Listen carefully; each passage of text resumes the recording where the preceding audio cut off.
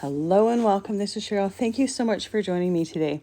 In this video, I'm going to create a pop-up snow globe ornament using the large die of the month for December, which is this Monster Love Pop die set. I'm also using it with the Mantel Village, the Mantel Decorations, and the Whimsical Bottle Brush Trees die sets.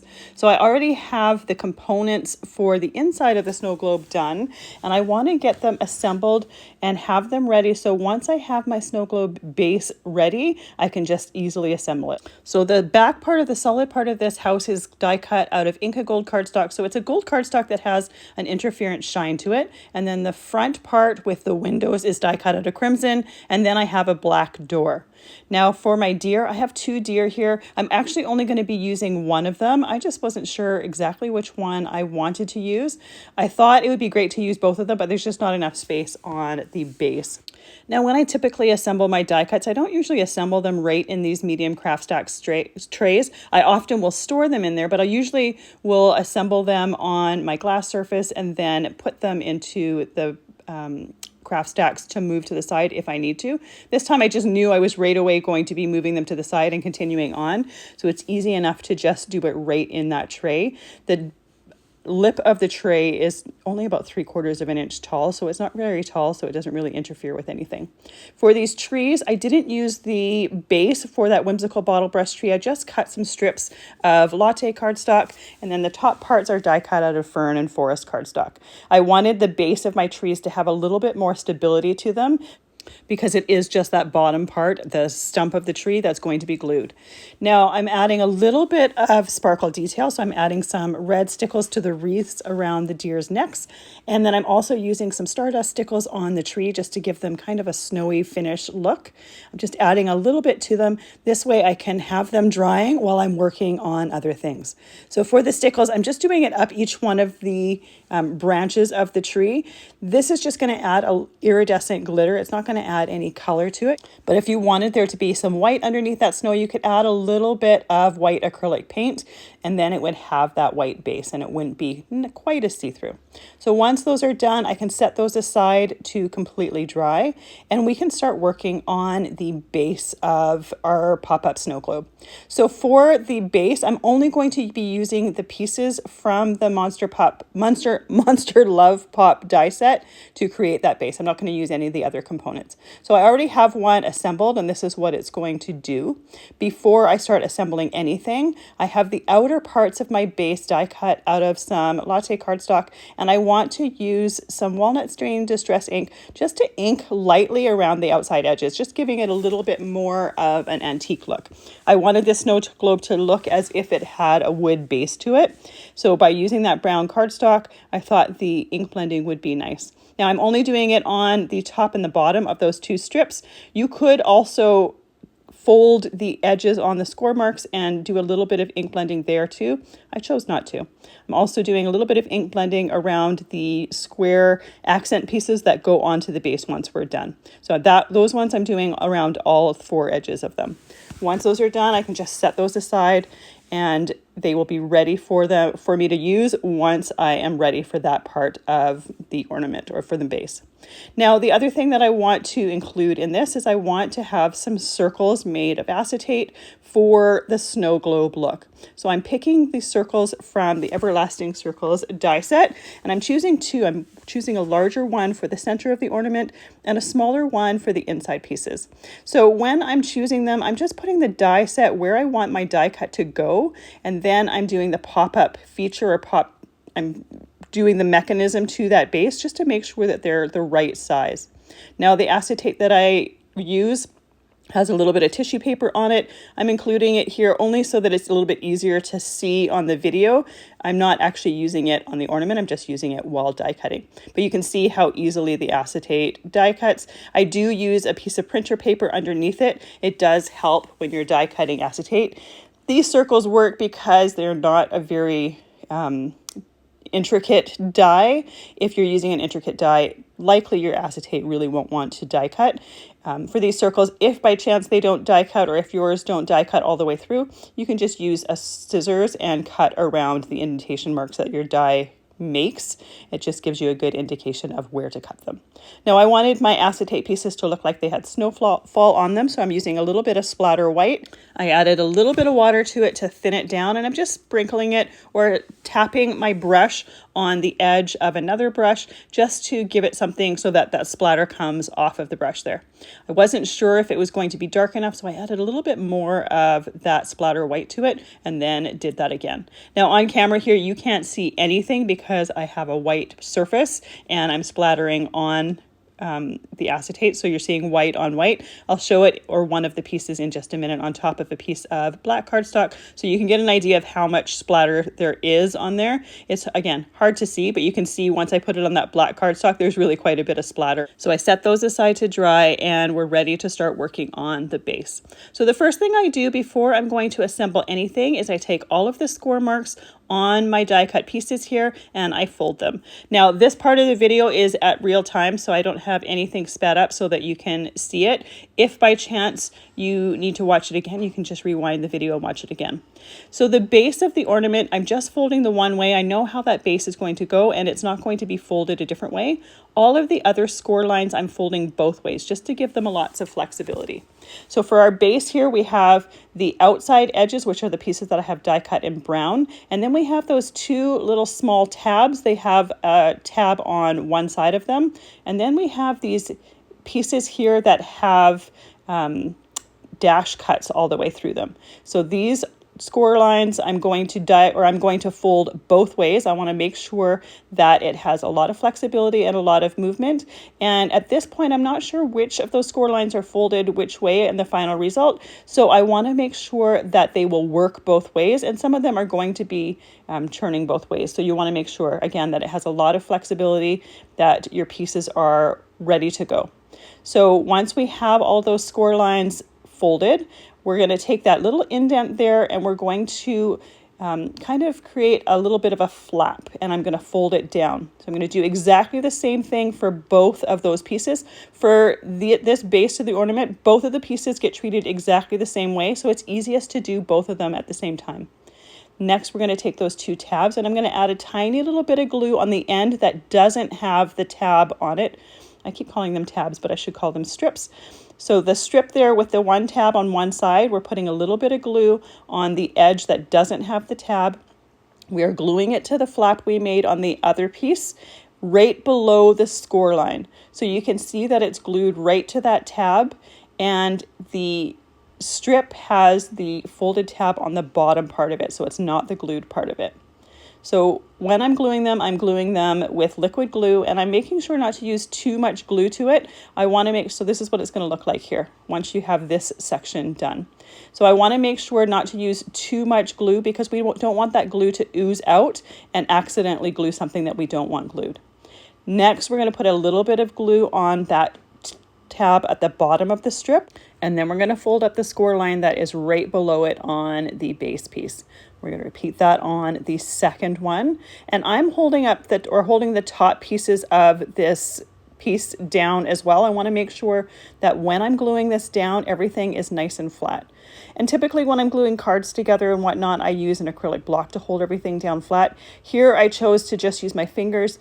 I didn't want the block to get in the way, and I knew that there wasn't anything I could be gluing at the same time. So from the side, this is what your piece should look like when you fold it kind of in a 3D position. But we don't need it 3D yet, we still want it flat, but that's what it should look like. Next, we're going to be gluing down our outside strips. Now these can be die cut in whatever color you want. I just die cut them in brown for the look I was going for. So on that bottom tab on the base, I'm going to put a little bit of glue, and I'm gluing that in the center of my outside strip here. So matching up the outside score lines, making sure that my tab is within that, and I'm just have the edge of my cardstock right on that score line.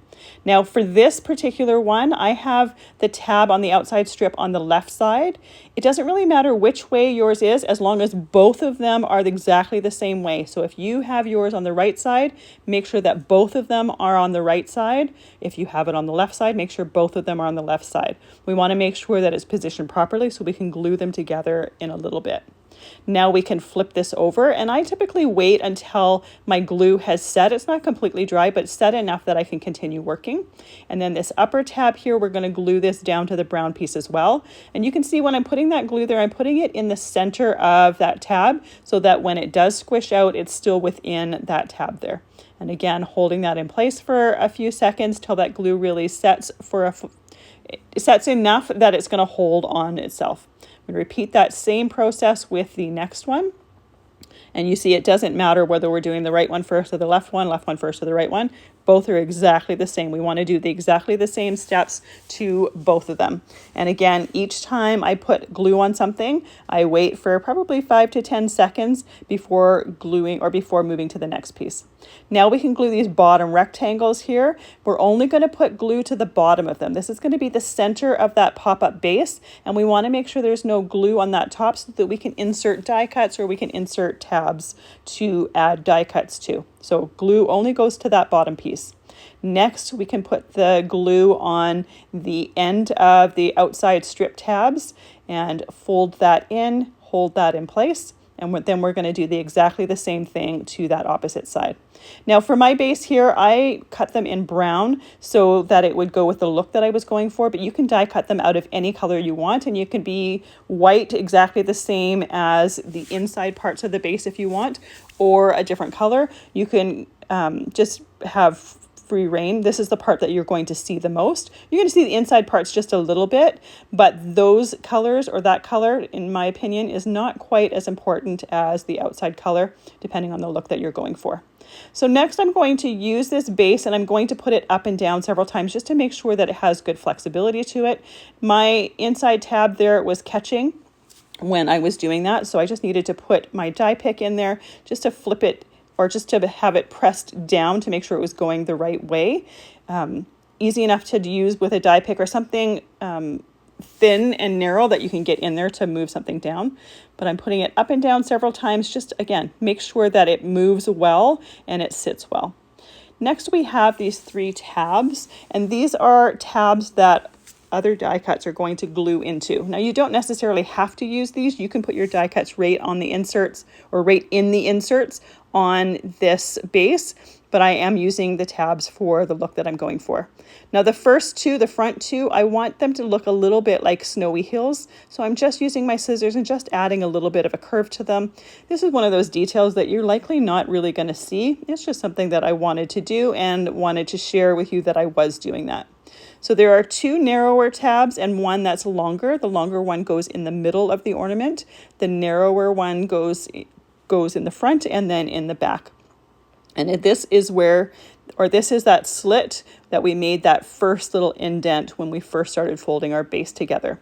So now we're going to do the longer one, and I'm once again going to use my scissors just to make it look a little bit more like some snowy ground. Again, this insert piece is kind of recessed in the base of the ornament. So again, it's likely a detail that maybe no one else would see.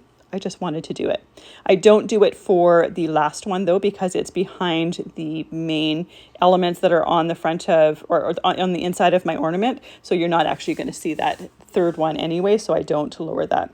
But that narrow part of the tab is what gets inserted and what gets glued, and the longer strip is what is raised above and what you can glue your die cuts to.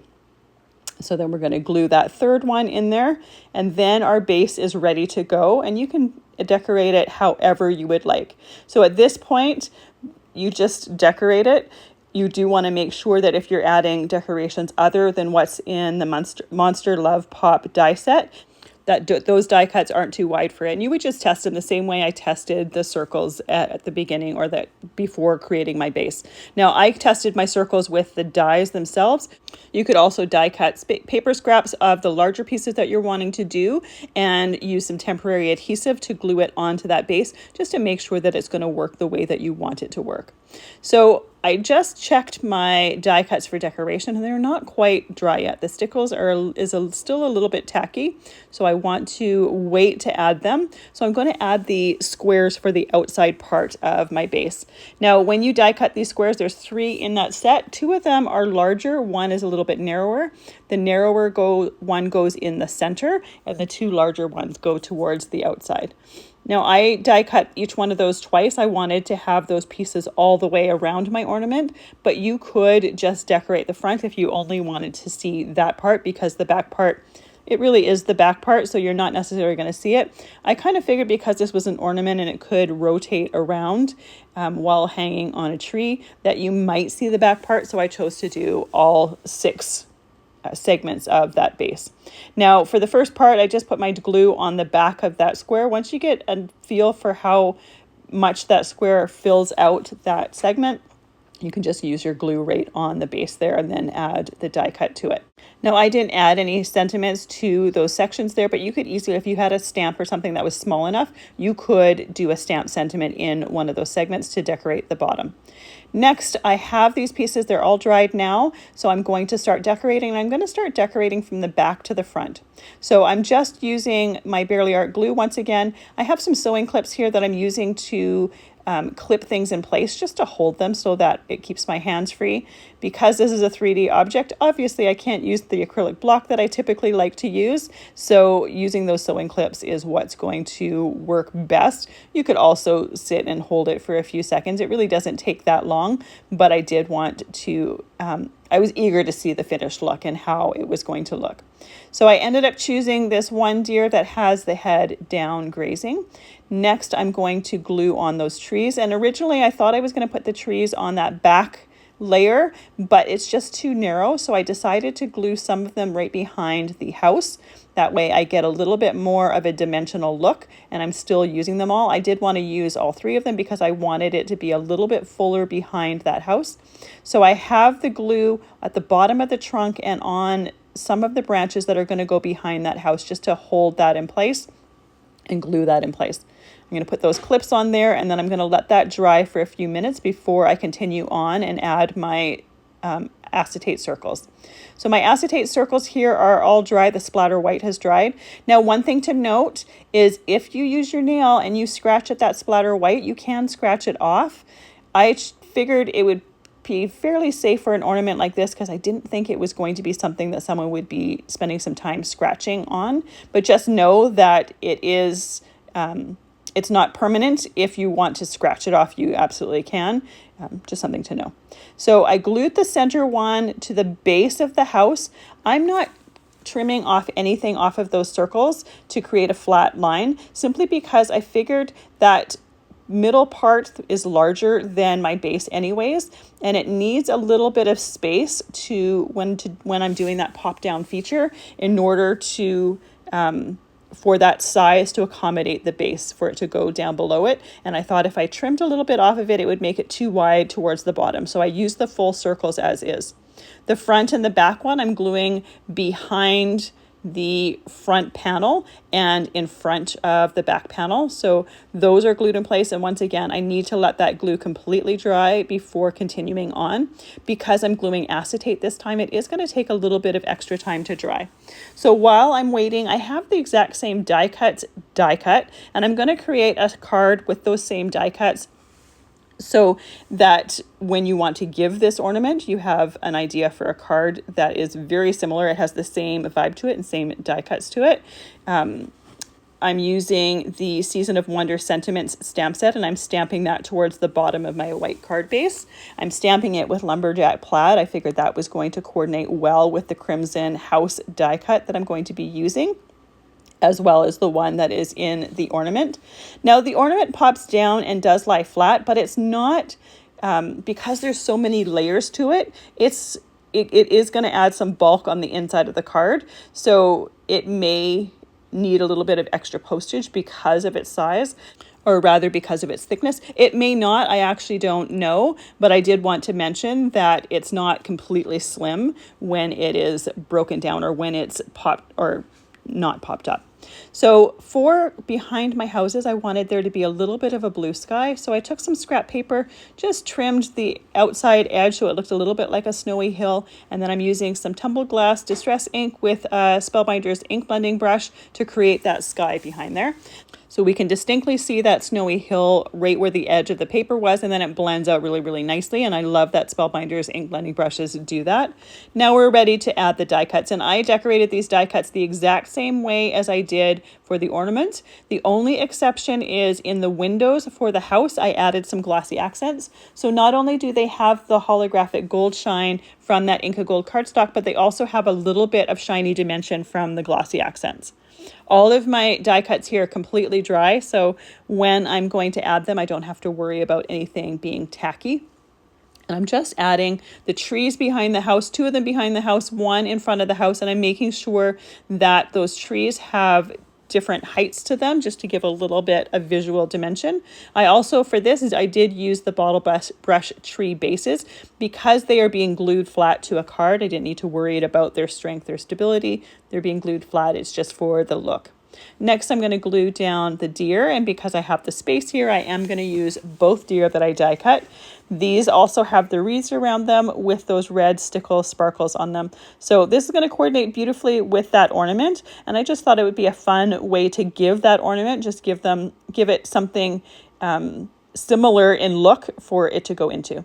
So our base here is completely done. The circles are dried, and the only thing left we need to do is add a hanger for that ornament, because I do want it to be an ornament. You could leave it without and just have it as a pop-up snow globe, like a paper pop-up snow globe, but I did want to add the hanging loop to it. I'm just using some gold cord here. I used a crocodile tool. They have 2 holes that it can punch, and on either side there's one that's bigger, one that's smaller. I chose the smaller one because the cord is nice and thin. And here we have our pop-up ornament, and this time it is, or for this one, it is a snow globe. So that Monster Love Pop, the die of the month for December, the large die of the month, sorry, you can decorate it however you want. You don't have to use the monster or the love every single time. You can use whatever you want, and I love the fact that you can decorate it with different die cuts to have a lot more variety to it. So here you can see the thickness it is when it is folded flat. So it does have some bulk to it when it's flat, but it pops up to an adorable paper ornament that can hang on your tree. And again, you can leave that cord off of there if you want, and you can just have it as a pop-up snow globe. That I think would be absolutely adorable as well. Then we have our card that goes, or that the ornament can go in, or you can just create the card on their own. I just wanted to give a little bit of variation and show you a couple ways to use those die cuts. I also have another video, or several videos, where I've used the Mantel Village mantle decorations and whatnot. I will link to one of them at the end of this video. Thank you so much for joining me today. I really appreciate all the time that you spend with me. I hope you have a fantastic day.